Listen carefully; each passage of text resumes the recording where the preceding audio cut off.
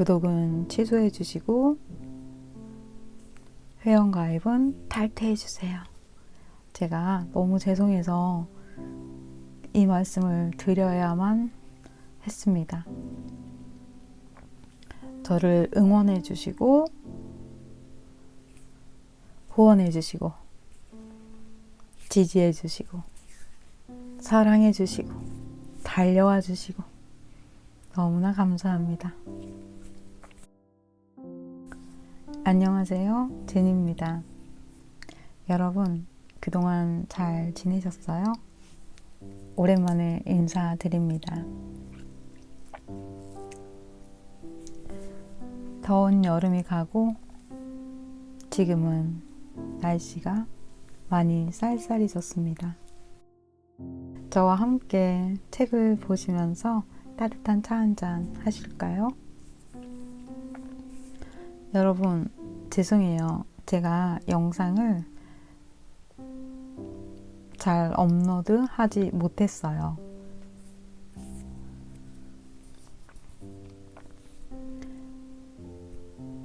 타로 방송을 원하시는 분들에게도 죄송합니다. 제가 여러분에게 좀 더 가까이 젠을 말씀드리고 싶어요 하면서 선문답에 대한 영상을 올렸었습니다.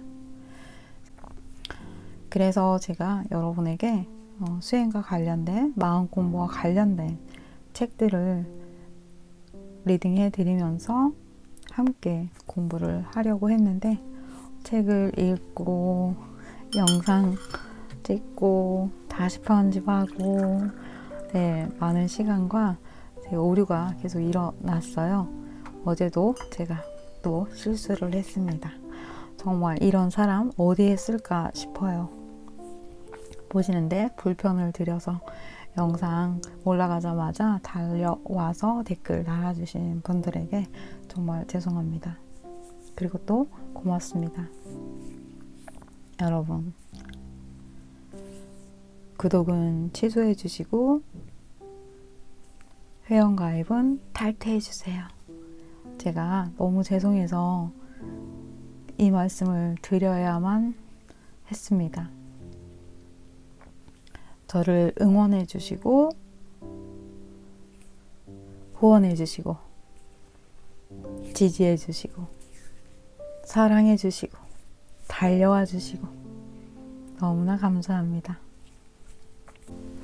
여러분, 그러면 이제 저하고 좋아요는 누르셨죠? 이 책을 읽어볼까요? 네, 저는 책을 사면 이렇게 꼭 표지를 입힙니다.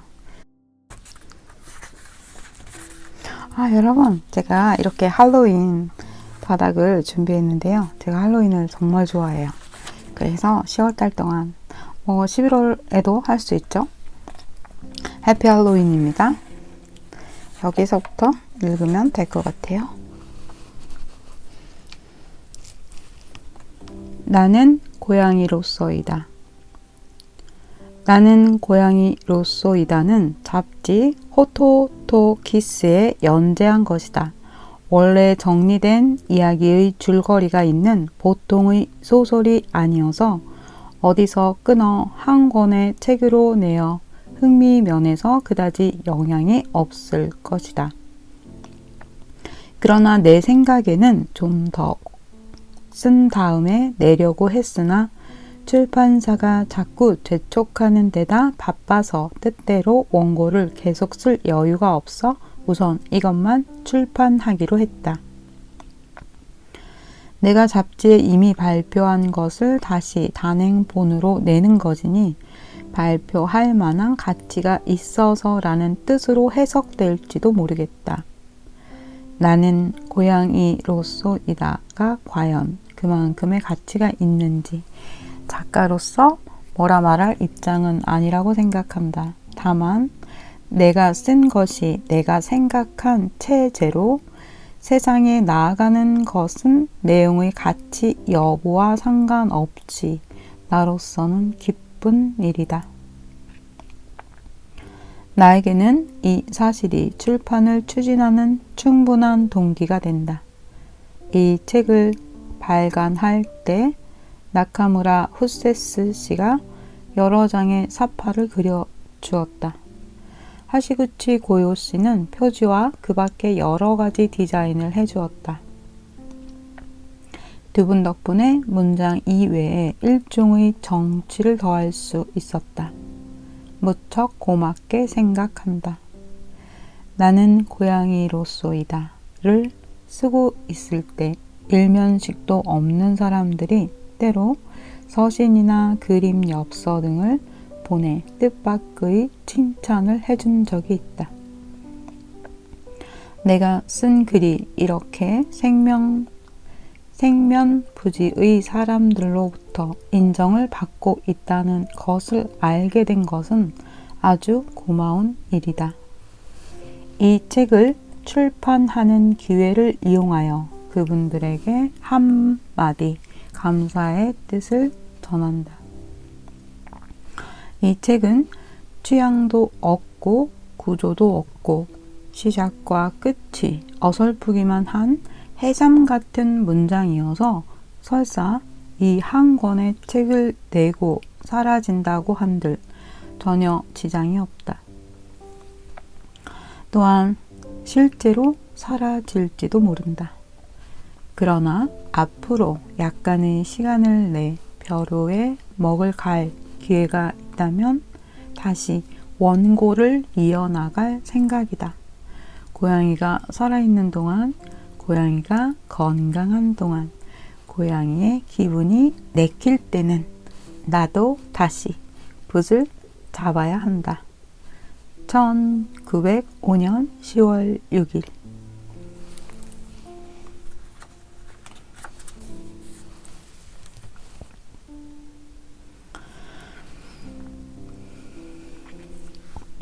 나는 고양이다. 나는 고양이다. 이름은 아직 없다. 어디에서 태어났는지 도무지 짐작이 가지 않는다. 아무튼 어두컴컴하고 축축한 데서 야옹야옹 울고 있었던 것만은 분명히 기억한다. 나는 그곳에서 처음으로 인간이라는 족속을 봤다. 나중에 들은 그건 서생이라는 인간 가운데서도 가장 영악한 족속이라 한다. 이 서생이라는 족속은 가끔 우리 고양이족을 잡아 삶아 먹는다는 이야기도 들린다. 그러나 당시에는 인간에 대해 별 생각이 없었기 때문에 그다지 무섭다는 생각은 하지 않았다. 다만 그의 손바닥에 얹혀 휙 들어 올려졌을 때 어쩐지 두둥실 떠 있는 것 같은 느낌이 들었다. 손바닥 위에서 마음을 가라앉히고 그 서생의 얼굴을 본 것이 이른바 인간이라는 존재와 첫 대면이었다. 그때 참 묘하게 생긴 족속도 다 있구나 했던 느낌이 지금도 남아있다. 먼저 털로 장식되어 있어야 할 얼굴이 미끌미끌해 흡사 주전자다. 그 후 고양이들도 많이 만났지만 나는 이런 등신 같은 족속과는 만난 적이 없다. 게다가 얼굴 한복판이 너무 튀어나왔고 그 가운데 있는 구멍으로 가끔 연기를 푸푸 내뿜는다. 코가 매워 정말 난처하다. 이것이 인간이 피우는 담배라는 것은 요즘에 와서야 알았다. 이 서생의 손바닥에 얼마 동안은 기분 좋게 앉아 있었는데 잠시 후 굉장한 속도로 움직이기 시작했다. 서생이 움직이는 건지 나만 움직이는 건지는 모르겠지만 눈이 팽팽 돌았다. 아, 여러분, 제가 그린 고양이가 있어요. 잠깐만요.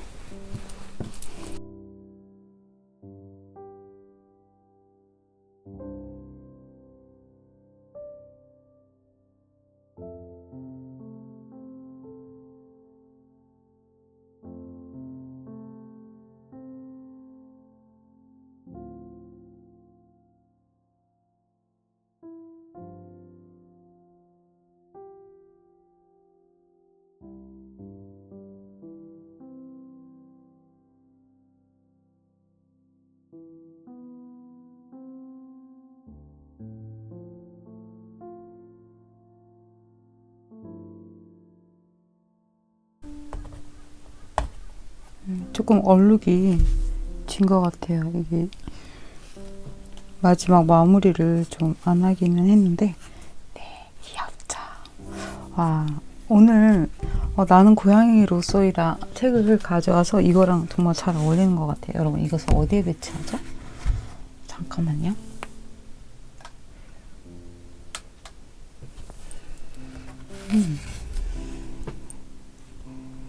우리 선사님 조금 옆으로 움직이시고,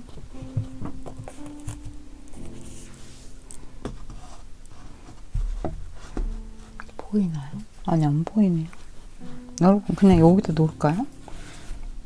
제가 차를 이쪽으로 치우고, 네, 이렇게 하면 될 것 같아요.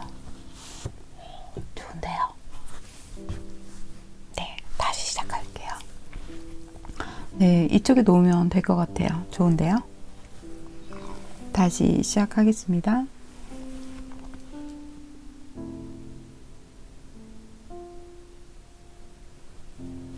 이 서생의 손바닥에 얼마 동안은 기분 좋게 앉아 있었는데 잠시 후 굉장한 속도로 움직이기 시작했다. 서생이 움직이는 건지 나만 움직이는 건지는 모르겠지만 눈이 팽팽 돌았다. 속이 울렁거렸다. 도저히 살아날 수 없다고 생각한 순간 털썩 소리가 나면서 눈에서 번쩍 불꽃이 일어났다. 거기까지는 기억이 나는데 그 다음에 무슨 일이 있었는지 아무리 생각해 보려고 해도 떠오르지 않는다.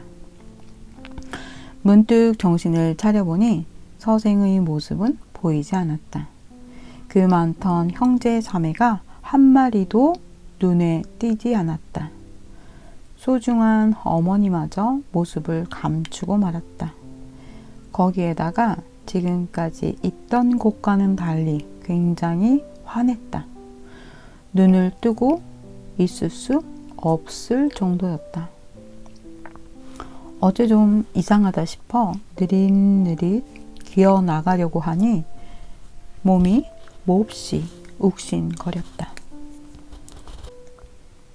나는 지푸라기 위에서 갑자기 조리대 밭으로 내던져진 것이다.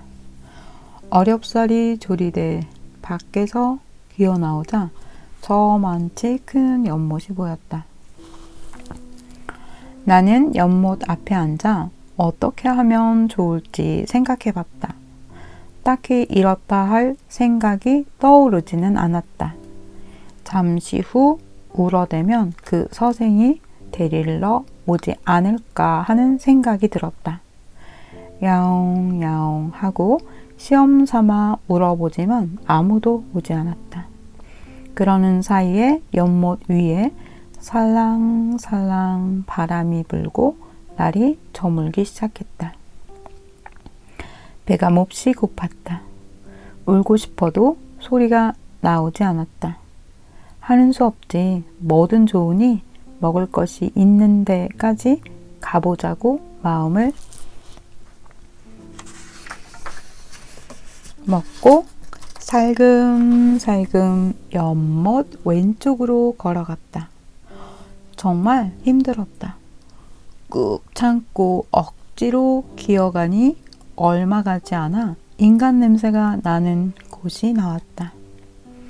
이곳으로 들어가면 어떻게든 되겠지 하는 생각에 허물어진 대울타리 사이로 난 구멍을 통해 어떤 집 안으로 숨어들었다. 인연이란 참으로 묘한 것으로 만약 이 대울타리가 허물어지지 않았다면 나는 필경 길거리에서 굶어 죽었을 것이다. 옷깃만 스쳐도 인연이라더니 과연 옳은 말이다. 이 울타리 사이로 난 구멍은 지금까지도 내가 이웃집 얼룩 고양이를 찾아갈 때 통로로 쓰고 있다. 그런데 집으로 숨어들기는 했지만 앞으로 어떻게 하면 좋을지 몰랐다. 그러는 사이에 날은 어두워지고 배는 꼬르륵거리고 추운 데다 비까지 오는 형국이라 이제 한시도 꾸물거리고 있을 수 없었다. 달리 방법도 없었던지라 밝고 따뜻할 것 같은 대로만 걸어갔다. 지금 생각하니 그때 이미 집 안으로 들어와 있었던 것이다. 이곳에서 나는 그 서생 말고 다른 인간을 볼 수 있는 기회를 얻었다. 제일 먼저 만난 것이 하녀다.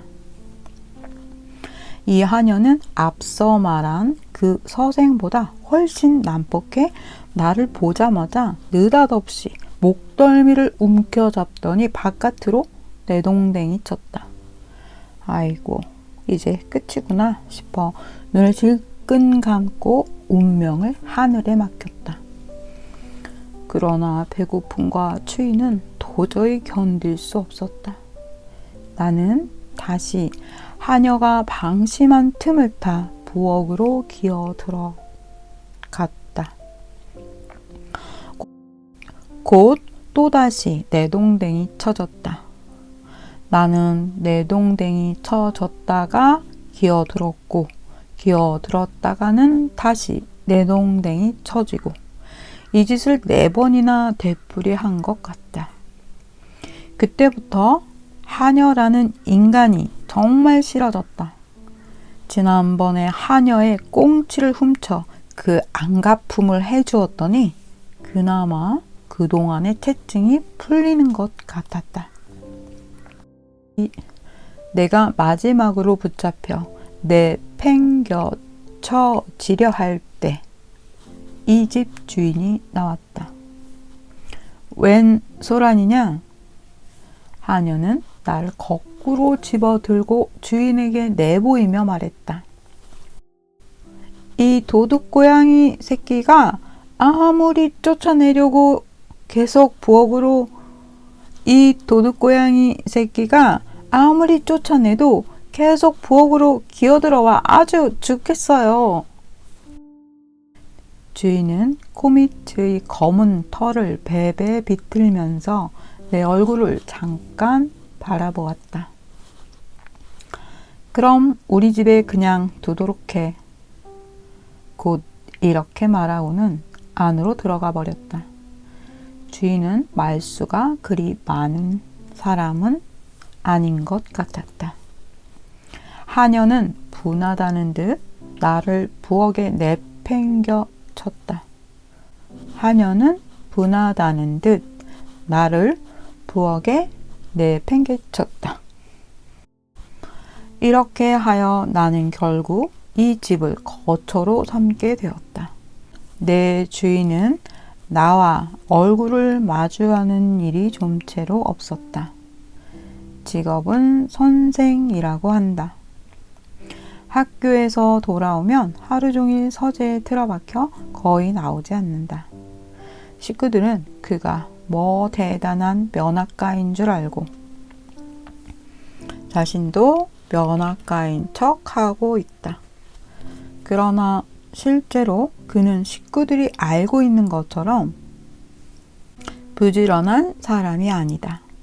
나는 가끔 발소리를 죽이고 그의 서재를 엿보곤 하는데 대체로 그는 낮잠을 자고 있다.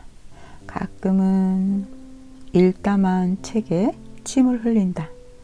그는 위장이 약해서 피부가 담색을 띠고 탄력도 없는 등 활기 없는 징후를 드러내고 있다. 그런 주제에 밥은 또 엄청 먹는다. 배 터지게 먹고 나서는 다카디아스타제라는 소화제를 먹는다. 그 다음에 책장을 펼친다.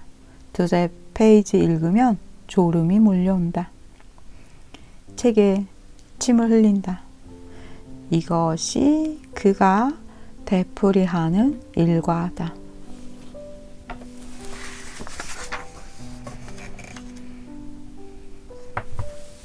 나는 고양이지만 때론 이런 생각을 한다.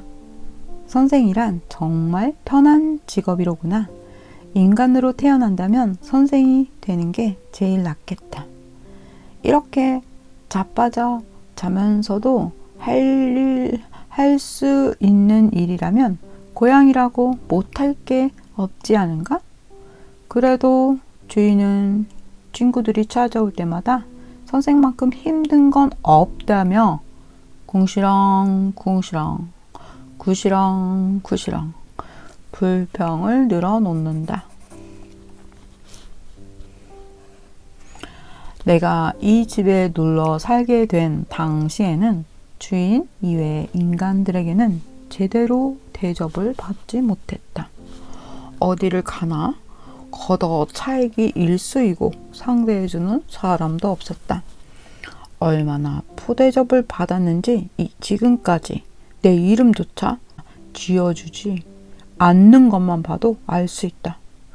나는 달리 방법도 없는지라 될 수 있으면 나를 받아준 주인 곁에 머물러 있으려고 애쓴다. 아침에 주인이 신문을 읽을 때는 반드시 그 무릎 위에 올라앉는다. 그가 낮잠을 잘 때는 반드시 그의 등에 올라탄다. 그건 꼭 주인이 좋아서 하는 행동은 아니지만 따로 상대해주는 이가 없으니 나로서도 어쩔 수 없다. 그 후 다양한 경험을 거쳐 매일 아침에 밥통 위에 아침에는 밥통 위에, 밤에는 따뜻한 코타스 위에, 날씨가 좋은 낮에는 텐마루에서 자기로 하고 있다. 그러나 제일 기분 좋은 건 밤이 되면 이 집 아이들의 잠자리 속으로 기어들어가 함께 자는 일이다. 이 아이들이랑 5살과 3살짜리로 밤이 되면 둘이 한 이불 속에서 잔다. 나는 언제나 그들 사이에서 내 몸이 파고들 만큼 틈새를 찾아내 어떻게든 비집고 들어가 자는데 운수 사납게 아이들 중 하나가 눈을 뜨기라도 하는 날엔 아주 난리가 난다.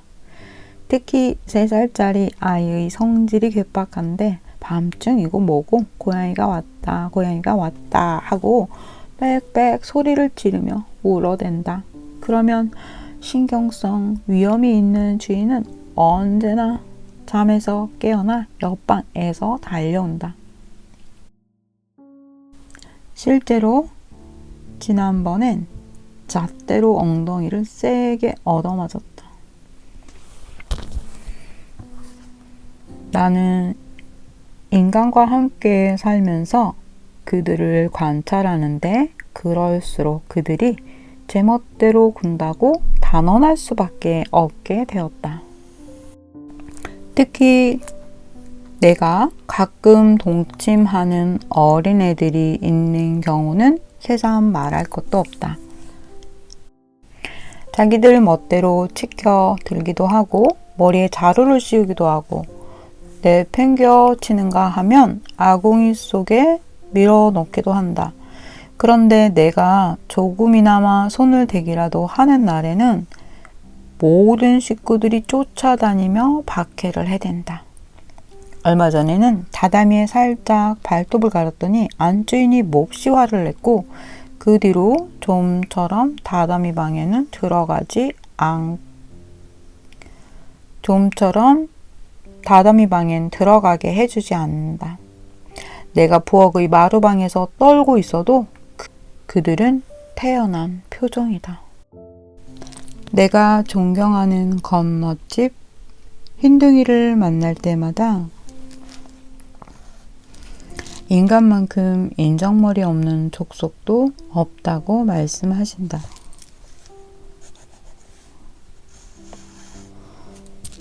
흰둥이는 며칠 전 옷같이 예쁜 고양이를 4마리 낳으셨다.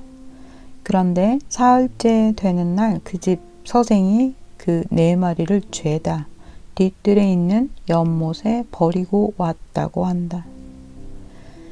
흰둥이는 눈물을 흘리며 그 사건의 자초지정을 이야기하고는 아무래도 우리 고양이족이 부모와 자식 간의 사랑을 나누며 가족적인 생활을 아름답게 영위해 가려면 인간들과 싸워 그들을 섬멸해야 한다고 말씀하셨다. 다 지당한 말씀이다.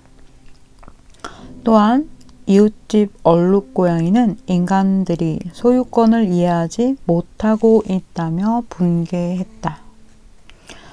원래 우리 고양이 사이에서는 말린 덩어리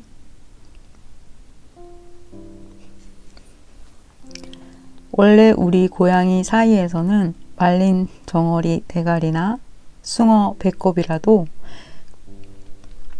그걸 먼저 발견한 자에게 먹을 권리가 있다.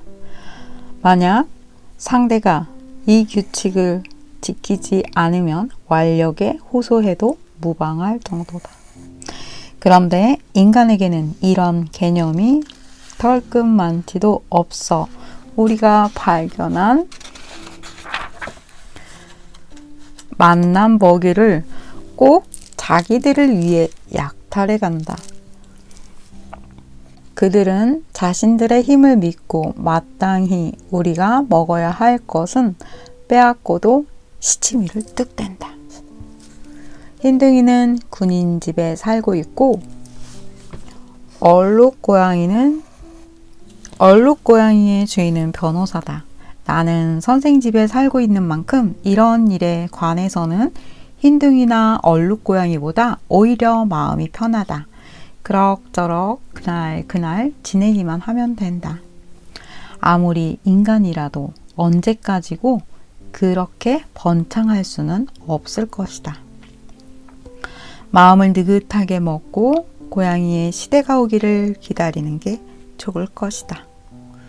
생각난 김에 잠깐 우리 집 주인의 제멋대로 된 행동 때문에 겪은 실패담이나 이야기를 해보려고 한다. 원래 이 집 주인은 무슨 일이고 남보다 잘하는 것도 없지만 무슨 일이든 참견하고 싶어 한다. 하이쿠를 한다고 투고를 하기도 한다.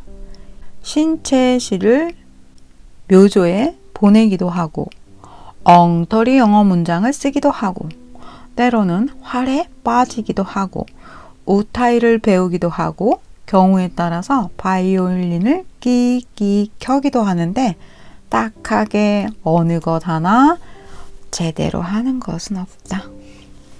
그런 주제에 뭘 시작하면 위에 좋지도 않은 사람들이 더럽게 열심이다. 뒷간에 들어가도 우타이를 불러대 이웃 사람들이 뒷간 선생이라는 별명을 붙였는데도 태연자약하게 나는 다이라노 무네모리 올시다 라는 첫 구절만 되풀이하고 있다. 저기 무네모리 온다 하며 다들 웃음을 터뜨릴 지경이다. 이 주인이 무슨 생각을 했는지 내가 함께 살게 된 지 한 달쯤 뒤인 어느 월급날 커다란 보따리를 들고 분주하게 돌아왔다. 뭘 사왔나 봤더니 수채화 물감과 붓과 와트만이라는 종이었다. 그날부터 우타와의 하이쿠는 때려치우고 그림을 그릴 작정인 모양이었다. 아니나 다를까 다음 날부터 한동안은 매일 서재에서 낮잠도 자지 않고 그림만 그렸다. 그런데 완성했다는 걸 보니 대체 무엇을 그린 건지 알아볼 수가 없었다. 주인 역시 자신이 그림이 신통치 않다고 생각했는지 어느 날 미약인가를 한다는 친구가 찾아와서 다음과 같은 이야기를 하는 것을 들었다. 아무래도 잘 그려지지가 않네. 남이 그려놓은 걸 보면 아무것도 아닌 것 같은데 직접 붓을 들고 보니 새삼 어렵게 느껴진단 말일세. 이건 주인의 술회다. 역시 솔직한 마음이다. 그 친구는 금태 안경 너머로 주인의 얼굴을 보면서 말했다. 처음부터 잘 그릴 수는 없겠지. 우선 실내에서 하는 상상만으로 그림을 잘 그릴 수는 없는 법일세. 옛날 이탈리아의 대가 안드레아 텔사르토가 이런 말을 한 적이 있네. 그림을 그리려면 뭐든지 자연 그 자체를 그대로 옮겨라. 하늘에는 별이 있다. 땅에는 영롱한 이슬이 있다. 날아가는 새가 있다. 달리는 짐승이 있다. 연못에는 금붕어가 있다고. 연못에는 금붕어가 있다. 고목에는 겨울 까마귀가 있다. 자연은 그야말로 한 폭의 살아있는 커다란 그림이다 라고 말이네. 어떤가? 자네도 그림다운 그림을 그리고 싶다면 사생을 좀 해보는 게 어떻겠나? 아니, 안드레아 텔 사르토가 그런 말을 했단 말인가? 전혀 모르고 있었네. 과연 지당한 말씀이야. 정말 그 말이 맞네. 주인은 덮어놓고 감탄했다. 금태안경 너머로 비웃는 듯한 웃음이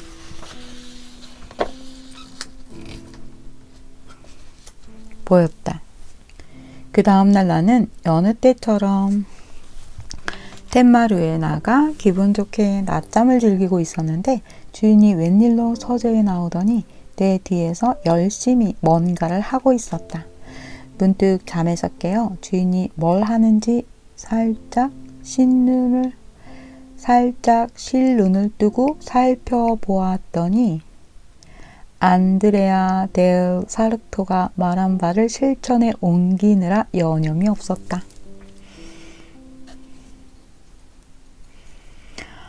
나는 그 꼬락서니를 보고 나도 모르게 피식 웃고 말았다. 주인은 친구에게 놀림을 당하고 나서 제일 먼저 나를 사생하고 있었던 것이다. 나는 늘어지게 잤다. 하품을 하고 싶어 미칠 지경이었으나 모처럼 주인이 열심히 붓을 놀리고 있는데 내가 움직이는 것도 미안해서 꾹 참고 있었다. 주인은 내 윤곽을 다 그리고 나서 얼굴 언저리를 색칠하고 있었다. 고백하건대 나는 고양이로서 결코 잘생긴 용모는 아니다. 키도 그렇고 털 색깔도 그렇고 얼굴 생김새도 그렇고 결코 다른 고양이보다 낫다고 생각하지는 않는다.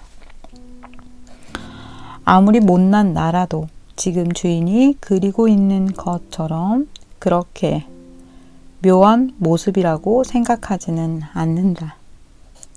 우선 색깔부터가 다르다. 나는 페르시아산 고양이처럼 노란빛이 도는 엷은 회색에 옷질을 한 것 같은 얼룩이 있는 피부를 가지고 있다. 이 점만은 누가 보아도 의심할 수 없는 사실이다. 그러나 지금 주인이 색칠해 놓은 것을 보면 노란색도 아니고 검정색도 아니고 회색도 아니고 갈색도 아니고 그렇다고 그것들을 섞어 놓은 색도 아니다.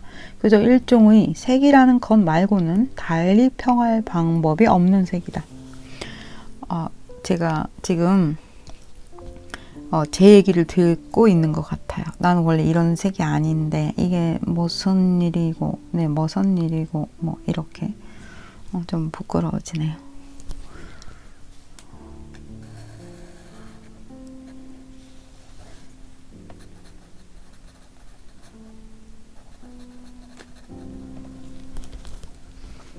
게다가 신기하게도 눈이 없다. 하긴 자고 있는 모습을 사생한 것이라 무리는 아니겠지만 눈이 비슷한 것조차 보이지 않으니 장님 고양이인지 잠자는 고양이인지 분명치 않은 것이다.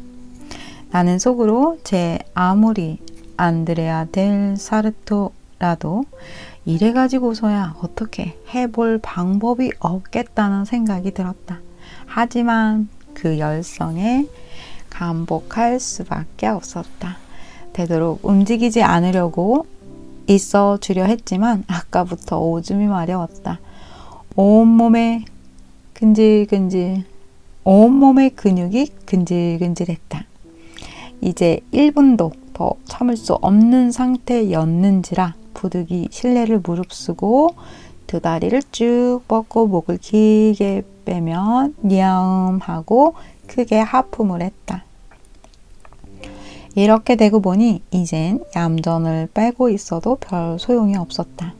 어차피 주인의 사생을 망쳐버린 셈이니 뒷곁에 가서 볼일이나 보려고 슬그머니 기어나갔다. 그러자 주인은 실망과 분노가 섞인 목소리로 객실에서 이런 바보 같은 놈 하고 고함을 질렀다. 주인은 남에게 욕을 퍼부을 때는 꼭 바보 같은 놈이라고 하는 게 버릇이었다. 다른 욕은 모르니 어쩔 수 없는 일이지만 이제까지 참아준 내 속도 모르고 무턱대고 바보 같은 놈이라고 하는 건 실례가 아닌가?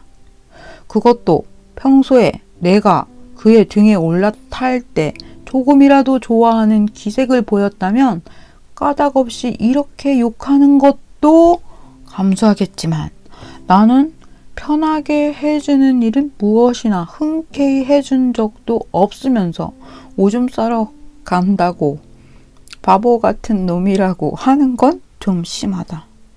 원래 인간이란 족속은 자신의 역량을 과시하여 다들 우쭐거리며 거만하게 군다. 인간보다 좀 더 강한 자가 나와 혹독하게 다루지 않는다면 앞으로 얼마나 더 거만하게 굴지 모른다. 여러분 재밌네요. 여기 고양이가 자기에게 욕을 했다고?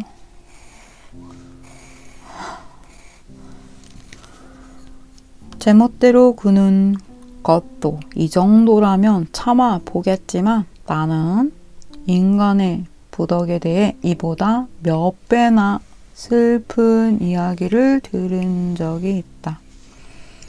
이 집 뒤쪽에 10평쯤 되는 차밭이 있다. 넓지는 않지만 산뜻하고 햇빛이 잘 들어 기분 좋은 곳이다.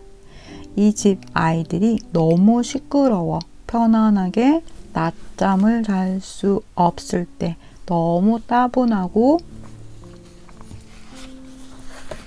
속이 편치 않을 때는 늘 이곳에 와서 호연지기를 기른다. 따스한 늦가을 날의 2시쯤이었는데 나는 점심을 먹은 뒤 기분 좋게 한잠 자고 나서 운동삼아 이 차밭으로 발길을 옮겼다. 처나무 뿌리 한 그루의 냄새를 맡으며 서쪽의 삼나무 울타리 옆으로 가자 덩치 큰 고양이가 시든 국화를 깔고 정신없이 자고 있었다. 시든 국화를 깔고 정신없이 자고 있었다. 그는 내가 다가가는 걸 전혀 알아차리지도 못한 듯 아니면 알면서도 무관심한 척 하는지 요란하게 코를 골아대며 몸뚱이를 옆으로 축 늘어뜨린 채 자고 있었다.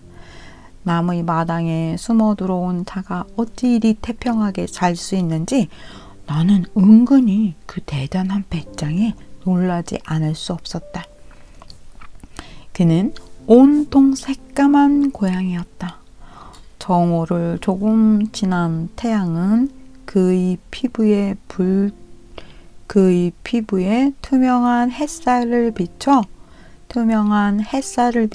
반짝이는 솜털 사이로 눈에 보이지 않는 불꽃이라도 타오르는 것 같았다. 그는 고양이 중 대왕이라고 할 만큼 덩치가 컸다.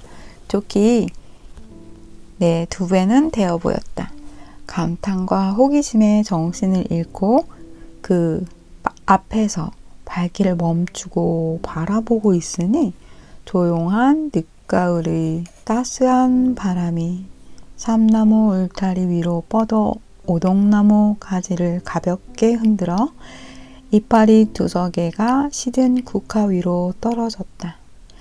대왕은 둥그런 눈을 확 떴다. 지금도 기억이 선명하다. 그 눈은 인간이 귀히 여기는 호박보다 더 아름답게 빛나고 있었다. 그는 꿈쩍도 하지 않았다.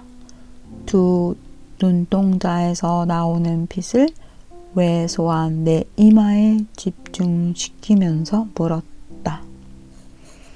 내 놈은 대체 누구냐? 대왕치고는 말이 좀 상스럽다 싶었지만 어쨌든 그 목소리에는 개도 꼬리를 감출 만한 힘이 담겨 있었는지라 나는 적잖이 두려웠다. 하지만 인사를 하지 않으면 더 위험할 것 같았다. 난 고양이야. 이름은 아직 없어. 가능한 한 태어난 척 차분하게 대답했다. 하지만 이때 내 심장은 평소보다 훨씬 더 격렬하게 고동치고 있었다. 뭐? 고양이라고?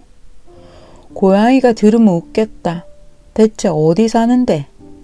그는 상대를 경멸하는 어조로 말했다. 어지간히 방향무인한 태도였다. 난 여기 선생 집에 살고 있어. 네, 그럴 줄 알았다. 삐쩍 마른 꼬락서니 하고는. 그는 제법 대왕답게 귀염을 토했다. 말투로 미루어 보건대 어째 좋은 집안의 고양이는 아닌 것 같다. 하지만 기름기가 번지르르 하고 토실토실 살이 오른 걸 보면 잘 먹은 풍족하게 사는 듯했다. 그런데 넌 대체 누군데? 나는 묻지 않을 수 없었다. 나로 말할 것 같으면 인력거꾼네 검둥이다. 의기양양했다. 인력거꾼네 검둥이라면 이 근방에서 모르는 이가 없을 만큼 난폭한 고양이다. 하지만 인력꾼 집에 사는 만큼 힘이 세지. 하지만 인력꾼 집에 사는 만큼 힘만 세지 교양이 없으니 아무도 교제하려 들지 않는다. 다들 피하려 드는 놈인 것이다. 나는 그의 이름을 듣고 다소 멋쩍기는 했으나 한편으로는 약간 경멸하는 마음도 일었다. 나는 우선 그가 얼마나 교양이 없는지를 시험해 보려고 다음과 같은 질문을 던졌다. 인력거꾼과 선생 중에 누가 더 셀까? 인력거꾼이 더 센 거야. 뻔하지. 내 놈 집 주인을 좀 보라고. 내 놈 집 주인을 좀 보라고. 피골이 상접하잖아? 너도 인력꾼네 고양이라서 그런지 힘이 세 보인다. 인력거꾼 집에 살면 맛있는 음식을 실컷 먹을 수 있나 보지? 나야 뭐 어디를 가나 먹을 것은 걱정할 필요가 별로 없지. 내 놈도 차밭이나 어슬렁거리지 말고 나만 따라다녀봐. 한 달도 못 가서 몰라보게 살이 오를걸? 그건 나중에 부탁하기로 하고, 하지만 집은 선생 집이 인력거꾼 집보다 큰 것 같은데? 등신 같은 놈, 집이야 커봤자지. 등신 같은 놈, 집이야 커봤자지. 등신 같은 놈, 집이야 커봤자지. 집이 밥 먹여주는 것은 아니잖아? 그는 몹시 비유가 상했는지 설죽을 깔아놓은 듯 모양의 귀를 자꾸 실룩거리더니 휙 가버렸다. 내가 인력거꾼의 검둥이와 알고 지낸 것은 이때부터였다. 그 후 나는 가끔 검둥이와 마주쳤다. 우연히 만날 때마다 그는 인력거꾼의 고양이답게 기염을 토했다. 아까 내가 말한 부덕한 사건도 실은 검둥이에게서 들은 이야기다. 어느 날 나와 검둥이는 여느 때처럼 따뜻한 차밭에서 뒹굴며 이런저런 잡담을 하고 있었다. 그는 늘 하던 자랑을 마치 새로운 자랑이라도 되는 양 늘어놓고 나서 이렇게 물었다. 넌 지금까지 쥐를 몇 마리나 잡았냐? 나는 지식은 검둥이보다 앞선다고 자부하고 있었지만 완력이나 용기는 검둥이에게 도저히 미치지 못한다는 걸 인정하고 있었다. 하지만 막상 이런 질문을 받고 보니 여간 창피한 게 아니었다. 사실은 사실이니 거짓말을 할 수도 없는 노릇이었다. 사실은 잡으려고 생각만 했지 아직 잡아본 적은 없어. 검둥이는 그 코끝에 꼿꼿이 뻗은 그의 코끝에 꼿꼿이 뻗은 긴 수염을 파르르르 떨면서 심하게 웃어댔다. 원래 검둥이는 자기 자랑이 많은 만큼 어딘가 모자란 구석이 있어서 기염을 토하는 그의 이야기를 감탄하듯 목구멍을 그르렁거리며 공손한 태도로 듣고 있기만 하면 아주 다루기 쉬운 고양이였다. 나는 그와 친해지면서 이내 그 요령을 터득했기에 이번에도 어설프게 자기 변호를 하여 형세를 더욱 불리하게 만드는 것은 어리석은 일이고 차라리 그에게 자신의 공적을 실컷 자랑하게 하여 어물쩍 넘기는 것이 상책이라고 생각했다. 그래서 슬며시 부추겨 보았다. 넌 나이인 만큼 꽤 많이 잡았겠네? 과연 그는 장벽의 약한 곳이라도 찾는 듯 돌격해왔다. 많지는 않아도 좋기 3-40마리는 잡았을걸? 여기 오타 있네요. 유종이라고 나와 있네요. 그는 득의양양하게 대답하고 말을 이었다. 쥐 100마리? 200마리쯤은 언제라도 상대할 수 있는데 족제비란 놈은 힘들더라니까. 한 번은 족제비한테 덤벼봤다가 혼쭐이 났지 뭐야. 와, 그렇구나. 나는 맞장구를 쳐주었다. 검둥이는 그 커다란 눈을 껌뻑이며 말했다. 작년 대청소할 때 일이야. 우리 집 주인이 석회자루를 가지고 텐마루 밑으로 기어 들어갔는데 너만한 족제비란 놈이 놀라서 후다닥 딱 튀어나왔다고 한번 생각해봐. 우와! 나는 감탄하는 척 했다. 족제비라고 해도 뭐 그리 큰 편은 아니고 좀 큰 쥐만한 놈이야. 이런 새끼 정도야 하면서 냅다 쫓아가서 시궁창으로 몰아넣었지. 우와, 해냈구나. 이런 하면서 이런 새끼 정도야. 이런 자식 정도야 하면서 냅다 쫓아가 시궁창으로 몰아넣었지. 우와, 해냈구나.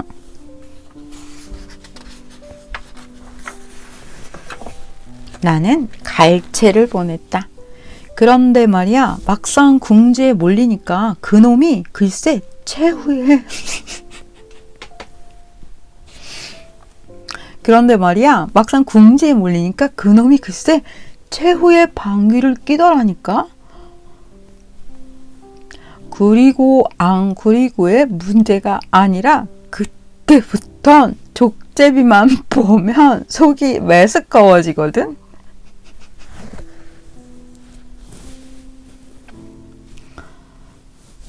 구리고 안 구리고의 문제가 아니라 그때부턴 족제비만 보면 속이 메스꺼워지거든.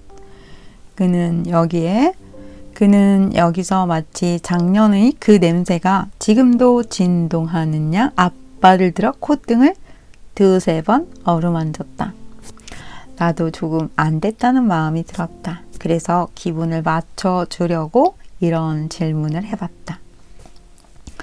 그런데 쥐 같은 건 너한테 한 번은 걸리면 끝장이겠구나.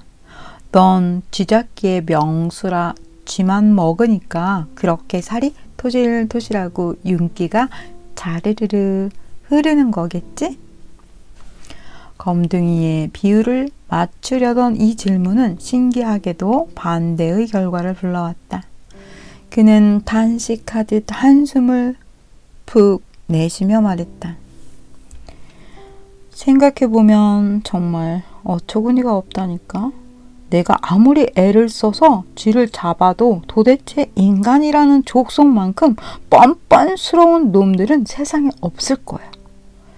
남이 잡은 쥐를 죄다 빼앗아 파출소로 갖고 간다니까. 파출소에서는 누가 잡은 건지도 모르니까 쥐를 갖고 가기만 하면 그때마다 한 마리에 5전씩 쳐주거든. 우리 집 주인은 내 덕분에 1년 50전쯤 벌었을 텐데도 제대로 된 음식을 한 번도 준 적이 없다니까. 이봐, 인간이라는 족속은 정말 겉만 멀쩡하지 순 도둑놈들이야. 교양이라고는 전혀 없는 검둥이도 그만한 이치는 알고 있는지 몹시 분노한 표정으로 등의 털을 곤두세웠다. 나도 어쩐지 기분이 나빠져 적당히 그 자리를 마무리하고 집으로 돌아왔다.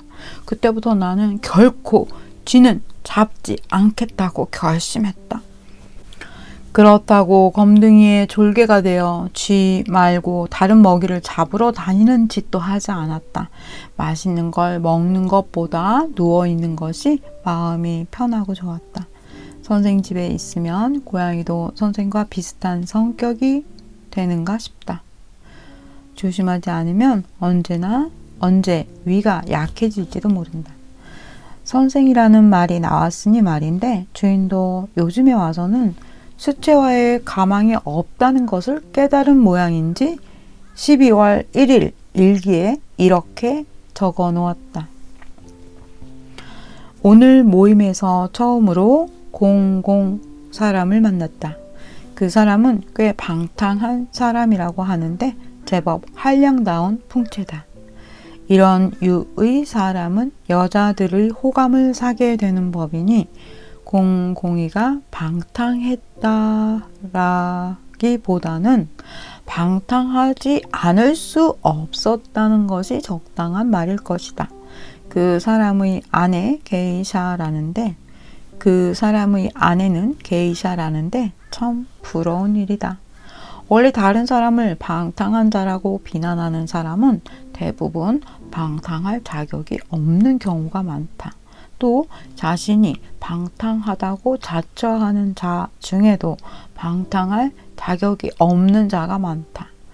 이들은 어쩔 수 없이 방탕해지는 것이 아니라 자진해서 그렇게 하는 것이다.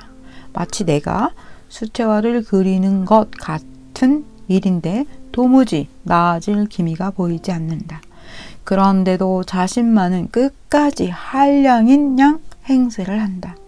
요릿집에서 술을 마시거나 기생집에 드나든다고 한량이 될 수 있다면 나도 어엿한 수채화 화가가 될 수 있을 게다. 내가 수채화 따위 그리지 않는 것이 나은 것과 마찬가지로 우매한 한량보다는 시골 촌뜨기가 되는 편이 훨씬 낫다. 여러분, 까마귀 우는 소리 들리세요? 그의 한량, 네, 들리죠? 까, 까, 까. 오늘 까마귀가 많이 우네요. 녹음에 까마귀 소리가 많이 들어갈 것 같아요. 무슨 일이죠? 제가 까마귀한테 나가서 얘기 좀 하고 올게요. 조용히 좀 해달라고요.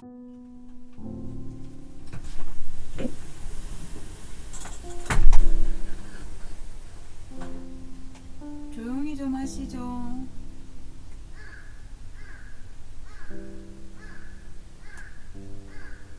무슨 일인가요?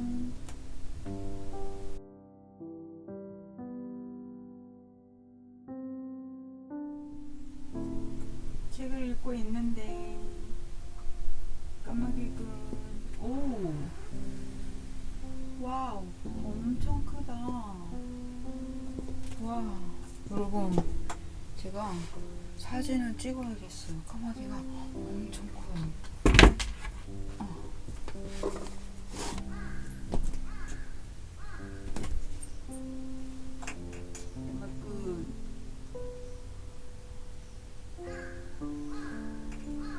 너무 시끄러워.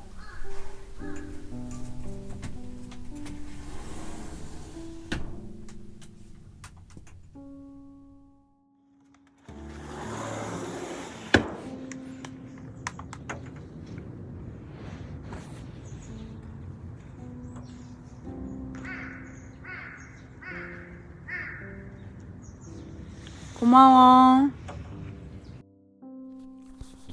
여러분, 제가 사진을 찍었는데 정말 엄청 큰 까마귀였어요. 아주 가까이 텔레비 안테나 그쪽에 건너편 건물에 있었는데 독수리인 줄 알았어요. 너무 커서.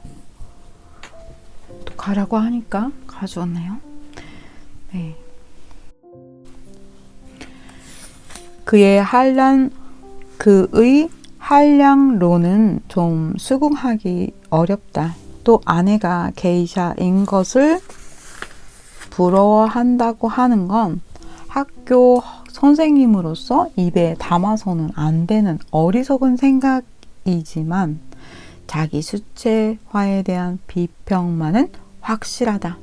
주인은 이처럼 자신에 대해 잘 알고 있는데도 자만심은 좀처럼 버리지 못한다. 사흘 뒤인 12월 4일의 일기에는 이런 일을 적고 있다. 어젯밤에는 꿈을 꾸었다. 내가 수채화를 그렸으나 도저히 작품이 될 것 같지 않아 아무데나 내팽겨쳐 두었는데 누가 그 그림을 근사한 액자로 만들어 문 위에 벽에 걸어 놓은 꿈이었다. 그런데 액자를 넣은 그림을 보니 내가 생각해도 갑자기 솜씨가 좋아졌다. 무척 기뻤다. 이 정도면 훌륭하다고 혼자 바라보고 있었는데 날이 밝았고 잠이 깼다. 역시 전과 다름없이 서툰 솜씨라는 사실이 아침 해와 함께 명확해지고 말았다. 이 주인 너무 귀엽네요. 주인은 꿈속에서까지 수채화에 대한 미련을 짊어지고 다니는 것 같았다. 이런 성격으로 수채화 화가는 물론이고 주인이 말하는 이른바 한량조차 될 수 없다. 주인이 수채화 꿈을 꾼 다음 날 금태 안경을 걸친 미약자가 오랜만에 주인을 찾아왔다. 그는 자리에 앉자 말문을 열었다. 그림은 어떻게 되어가는가?